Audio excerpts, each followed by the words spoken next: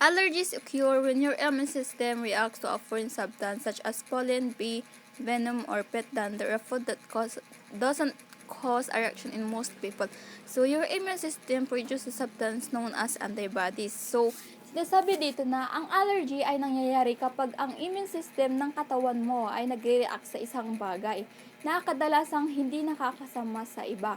Ang mga bagay na ito ay tinatawag na allergens tulad ng pollen, mga alikabok, mula sa bulaklak, bee venom, kamandag ng putakte, or dander ng mga alagang hayop. Kadalasan din ay nakukuha ito sa food allergy. So, paano nga ba ito nangyayari? Kapag may allergy ka, gumagawa ang iyong immune system ng mga substansya na tinatawag na antibodies. Sa madaling salita, ang allergy ay isang labis na reaksyon ng immune system sa mga bagay na hindi naman delikado sa karamihan ng tao.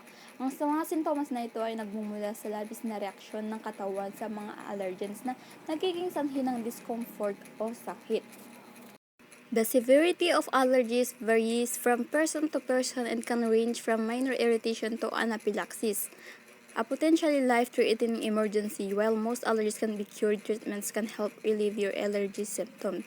So, sinasabi dito na ang kalubhaan ng allergy ay nag-iiba sa bawat tao. Maaaring magmula ito sa simpleng pangangati hanggang sa anaphylaxis. Ano nga ba ang anaphylaxis? Ang anaphylaxis ay isang seryoso at mabilis na reaksyon ng immune system na nagiging sanhi ng panganib sa buhay. Ito ay isang uri ng allergic reaction na nagiging sanhi ng malubhang sintomas na nangangailangan ng agarang medikal na atensyon. So, ang mga sanhi ng anaphylaxis ay maaring magdulot ng iba't ibang allergens kabilang ang pagkain, insect stings, medications, and latex.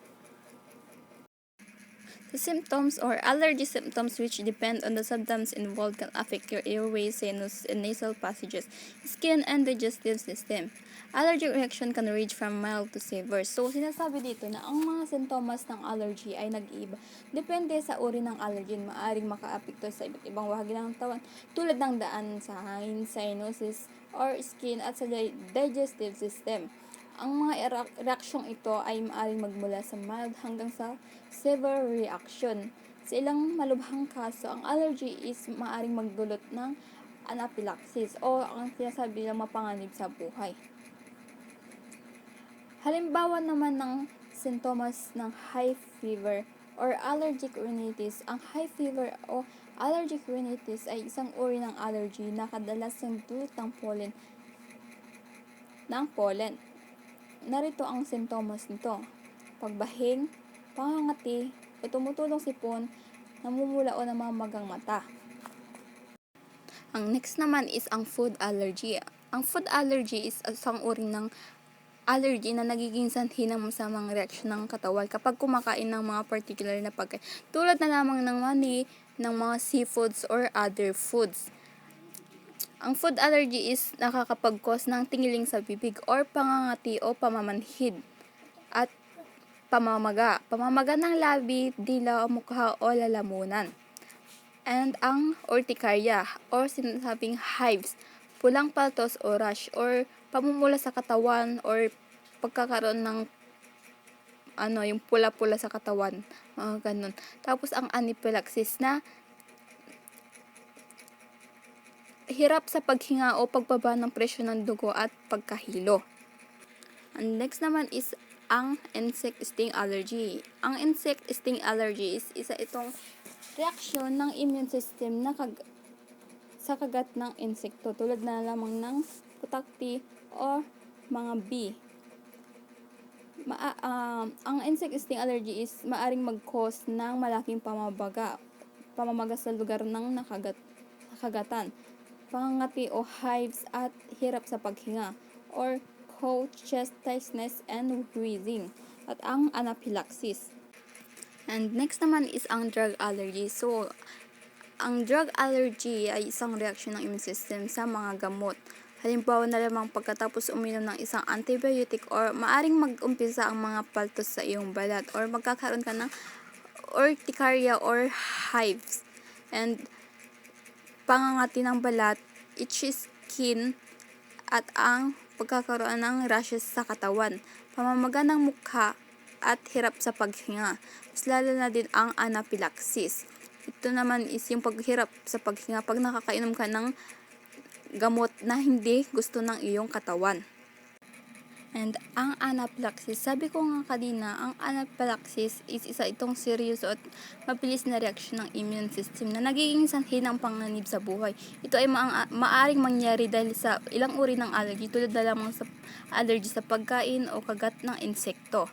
So, ang sintomas ng anaphylaxis is ang pagkawala ng mga malay. Halimbawa nito is sa isang tao na may allergy sa mani, maaaring biglang mawala ng malay pagkatapos kumain ng pagkain na may mani. And ang pagbaba ng presyon ng dugo, matinding hirap sa paghinga at ang pagkakaroon ng rashes sa balat o pamumula ng balat at ang pagkahilo at ang mabilis at mahinang pulso ng katawan at ang panghuli ay ang nausea at pagsusuka. And lastly, ang teaching strategies for students with allergies. So first is educate yourselves about common allergies among students and be aware of specific students' allergies. So the subject is educate yourselves about sa mga ibang allergies. Kumbaga,